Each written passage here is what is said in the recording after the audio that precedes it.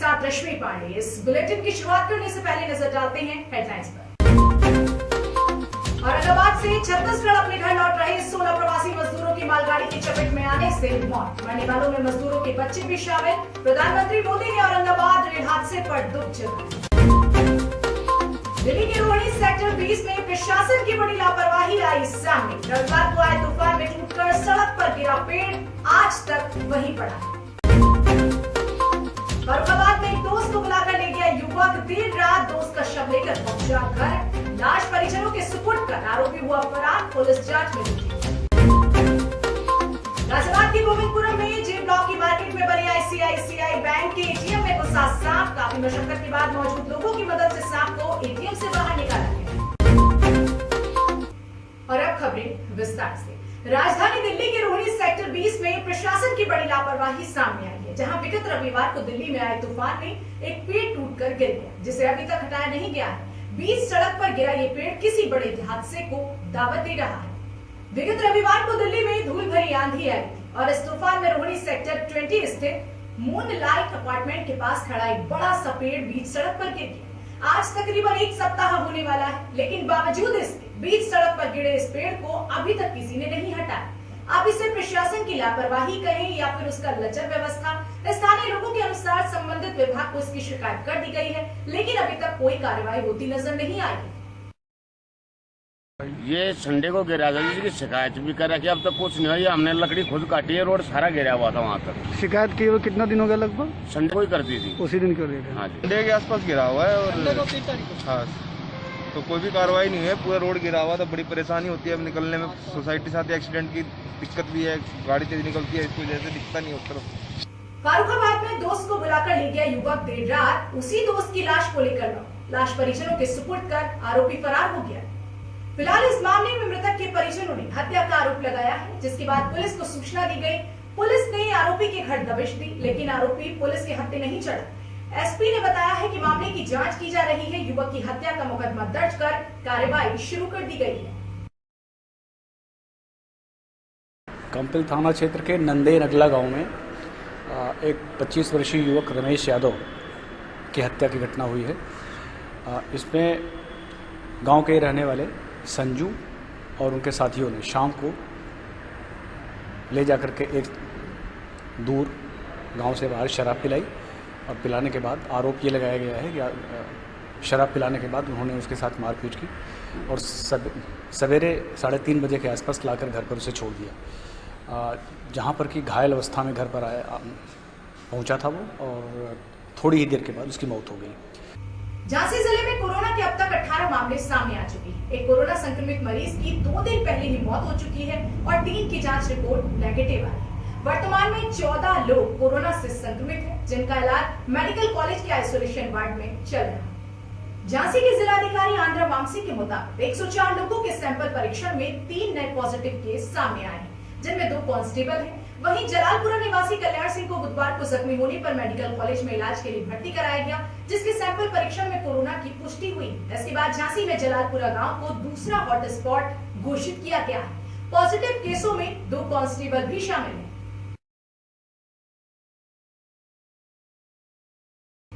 Lockdown का 45वां दिन है। देश के हर कोने से प्रवासी मजदूरों से जुड़ी अलग अलग तस्वीरें रोजाना सामने आ रही हैं। कुछ ऐसी ही तस्वीर यूपी के कुशीनगर जनपद से आई है, जहां प्रवासी मजदूरों ने NH-28 हाईवे को घंटों जाम रखा। देशव्यापी लॉकडाउन में पूरे भारत में प्रवासी मजदूरों से जुड़ी जो तस्वीरें सामने आ रही हैं, उसे देखने के बाद तो यही लगता है कि शायद इन मजदूरों को अपनी जिंदगी की परवाह नहीं या फिर सरकार की व्यवस्थाओं पर विश्वास नहीं, जो बिना किसी परवाह के अपने गांव लौटना चाहते हैं। ऐसे में यूपी सरकार यूपी के मजदूरों के साथ बिहार के भी कुछ मजदूरों को अन्य राज्यों से ट्रेन और बसों के माध्यम से गोरखपुर लाए। उसके बाद इन मजदूरों का मेडिकल जांच कराकर आगे जाने का परमिशन दिया गया।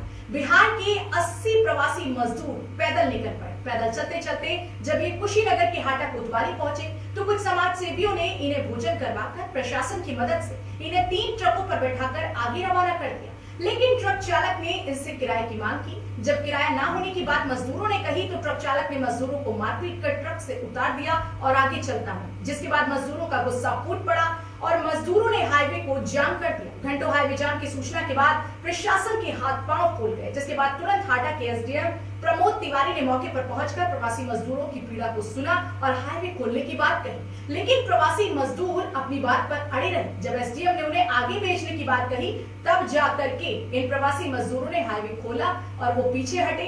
प्रशासन ने हाईवे पर चल रही ट्रकों और बसों को रोककर जैसे तैसे उन्हें आगे भेजने की व्यवस्था की। आपको बता दें कि बिहार के प्रवासी मजदूरों ने बिहार के नीतीश सरकार के खिलाफ जमकर नारेबाजी की और यूपी की योगी सरकार की जमकर तारीफ की। प्रवासी मजदूर योगी सरकार की तारीफ करते हुए बोले कि योगी सरकार हमें राजस्थान से लेकर आई है, खाने पीने की व्यवस्था की, पर बिहार की सरकार ने हम बिहारियों के लिए कोई व्यवस्था नहीं की। प्रवासी मजदूरों ने नारेबाजी करते हुए तेज प्रताप यादव की सरकार बनाने को लेकर नारेबाजी की।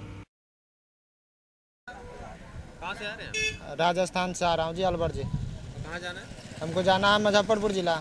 क्या हुआ कि हाईवे आप लोग जाम कर रहे हैं? हाईवे इसलिए जाम कर रखे हैं जो हम लोग थोड़ा देर पीछे वहाँ पे पुलिस वालों ने रोका, हम लोगों को खाना खिलाया वहाँ पे और बोला गाड़ी बैठा देता हूँ, तुम लोग बॉर्डर पर छोड़ देगा, और ये लोग यहाँ ला के हम लोगों को उतार दिया है बीच राह पे।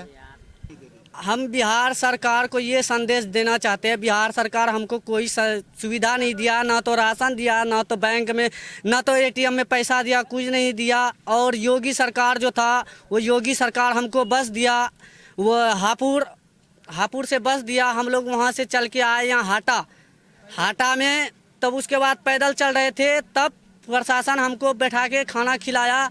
उसके बाद गाड़ी में बिठाया, गाड़ी वाला अब यहाँ से लाके थोड़ा दूर कह रहा है कि उतर जाओ, नहीं उतरते तो हम लोग को लाठी डंडा से मार के उतारा था। और नीतीश कुमार जल्दी से जल्दी आप बिहारियों के लिए, मजदूरों के लिए कुछ कदम उठाइए। बुरा बीते 5 साल नहीं चाहिए नीतीश सरकार, अब की बार तेजस्वी सरकार। ये प्रवासी मजदूर पश्चिम के जिलों से आ रहे थे, ट्रक से आ रहे थे। इनका कहना था कि हम लोग को ट्रक पे बैठा दिया गया, फिर आकर ट्रक वालों ने उतार दिया। ट्रक वालों से बात की गई तो उनके ट्रक पर सब सामान भरे हुए हैं, खतरा है। उसके बाद इन दोनों की बातें सुन करके उनसे बात की गई, इनको जाने दिया गया। जो खाली ट्रकें आई हैं उन पर बैठा कर इनको भेज दिया गया है। गाजियाबाद के गोविंदपुरम में जे ब्लॉक की मार्केट में बने आईसीआईसीआई बैंक के एटीएम में उस वक्त हड़कंप मच गया जब एटीएम मशीन के अंदर एक सांप घुस गया। सांप के एटीएम में घुसने के तुरंत बाद काफी मशक्कत करने के बाद भी इस सांप को नहीं निकाला जा सका। बाद में एटीएम को बंद कर बाहर नोटिस चिपकाया गया। हालांकि बाद में वहां मौजूद लोगों की मदद से इस सांप को एटीएम से निकालकर अपने कब्जे में लिया गया।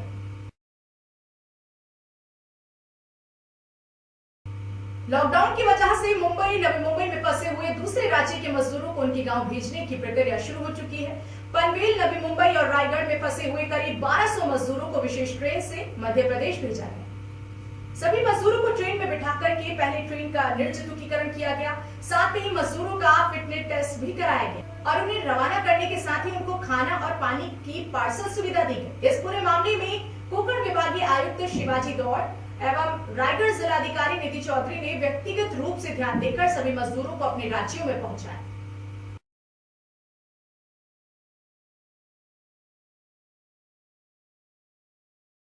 कंस्ट्रक्शन एक्टिविटी मुंबई के नज़दीक होने के कारण होता है, तो काफ़ी बड़ी संख्या में कामगार मजदूर यहाँ अलग अलग राज्यों से हैं जो अटके हुए हैं। पिछले 40 दिन से लॉकडाउन और काम बंद होने के कारण से उनके मन में बहुत वेदना थी और उस पीड़ा को समझते हुए भारत सरकार और राज्य सरकार ने ये जो ट्रेन चालू की है उसका निश्चित तौर पर मुझे आनंद है। और हमने उन सभी मजदूरों की आरोग्य तपासनी की है, उनका मेडिकल स्क्रीनिंग करके असिम्टोमेटिक सभी 1200 मजदूरों को आज इस श्रमिक ट्रेन के द्वारा भेजा जा रहा है। अयोध्या पंजाब प्रांत के जालंधर शहर से 1188 श्रमिक अयोध्या पहुंचे हैं, जिनकी थर्मल स्कैनिंग कराकर रोडवेज की बसों से घर भेजने की तैयारी की जा रही है। इन श्रमिकों को भोजन की व्यवस्था उपलब्ध कराने के बाद उन्हें उनके तहसील मुख्यालय या जिला मुख्यालय भेजा जा रहा है। वहीं पंजाब के जालंधर से फैजाबाद जंक्शन पर स्पेशल ट्रेन के जरिए पहुंचे श्रमिकों में 600 श्रमिक अयोध्या जनपद के हैं, जिनकी थर्मल स्कैनिंग कराने के बाद उनके तहसील मुख्यालय भेजा जा रहा है। वहीं अन्य आसपास के जिलों के श्रमिकों को उनके जिला मुख्यालय भेजा जा रहा है। जालंधर से इसमें आए हैं, ये कोऑर्डिनेटेड है रेल के माध्यम से। 1188 लोगों की सूची हमें प्राप्त हुई है जो जालंधर से चल करके यहाँ पहुँचे हैं। इसमें लगभग 600 यात्री जो हैं वो जनपद अयोध्या के बताए जा रहे हैं और बाकी आसपास के यात्री हैं। तो उनको सबको सोशल डिस्टेंसिंग मेंटेन करते हुए इनको यहाँ पे उतारा गया है और इनकी हेल्थ स्क्रीनिंग इस वक्त जो है वो की जा रही है। हेल्थ स्क्रीनिंग करने के बाद इनको भोजन का पैकेट, पानी का बॉटल इनको दिया जा रहा है और प्रत्येक जो आसपास के ज़िले हैं और हमारे प्रत्येक का जो तहसील है जनपद अयोध्या की, उसके लिए अलग अलग जो है बसों की व्यवस्था कर दी गई है। ये खाना पानी लेकर के अपने संबंधित बस में जाएंगे और बस लोड का जो है 30 व्यक्ति जब उस बस में हो जाएगा तब फिर उस बस को वहाँ से रवाना किया जाएगा। जो अन्य जनपदों के हैं उनको जो है पुलिस एस्कॉर्ट साथ में जाएगी और उनके जिला मुख्यालय तक उनको पहुँचाएगी, जहाँ पर उनकी जो जिला मुख्यालय की टीम है वो टेक ओवर करेगी। गाजियाबाद के डीएम अजय शंकर पांडे का कहना है कि 800 से ज्यादा प्रवासी लोगों ने राजस्थान जाने के लिए रजिस्ट्रेशन कराया था, लेकिन गाजियाबाद में औद्योगिक इकाइयां शुरू होने के बाद सिर्फ 250 के आसपास लोग ही राजस्थान के लिए रवाना हुए। गाजियाबाद में औद्योगिक इकाइयां शुरू होने के बाद मजदूरों में विश्वास जागना शुरू हो गया है और जैसे ही उनको रोजगार मिला तो अब वह वापस नहीं जाना चाहते। आइए सुनते हैं डीएम अजय शंकर पांडे ने क्या कहा। वहीं यह भी सुन लेते हैं कि कुछ मजदूरों ने कहा है कि वह वापस नहीं जाना चाहते। देखिए, आज उत्तर प्रदेश सरकार के निर्देशानुसार जो राजस्थान राज्य के श्रमिक हमारे जनपद गाजियाबाद में हैं उनको बसों के माध्यम से भेजा जाना था। कुल 800 से ऊपर प्रवासी राजस्थान के लोगों ने अपने राज्य लौटने के लिए पंजीकरण कराया था, लेकिन 250 के आसपास ही लोग जाने के लिए तैयार हुए और उनके लिए व्यवस्था बस की कराई गई थी। उनके खाने पीने का प्रबंध किया गया था और जो भी इच्छुक लोग जाना चाहते थे उन सबको बहुत ही सुविधा के साथ यहाँ से रवाना कर दिया गया। हम यहाँ से 1.5 महीने से फंसे हुए हैं। उनको कैसे भिजवा दिया? हम राजस्थान के करौली जिले के रहने वाले हैं।